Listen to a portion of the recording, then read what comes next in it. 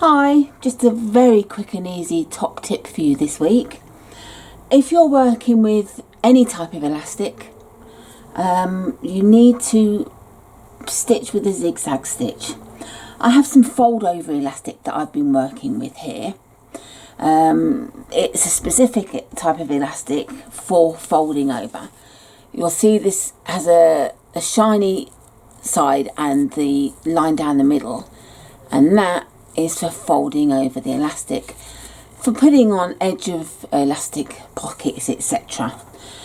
Now, what I thought what I should do is show you, if you stitch with a straight stitch, then when you've stitched, that's the most it will stretch, because by stitching in a running stitch or straight stitch, you've basically removed the elasticity in the elastic. If, however, you stitch with a zigzag stitch, you'll see that it still stretches, because the stitches allow for that to happen. You see, it stretches right out, so the stitching almost goes straight. So if ever you've got to stitch any type of elastic, use a zigzag stitch on quite a wide zigzag. There's no point in bunching it up.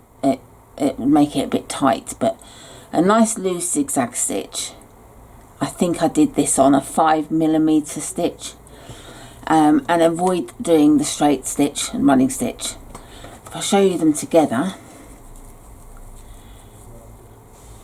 pulling them together, this one's stopping me at the bottom.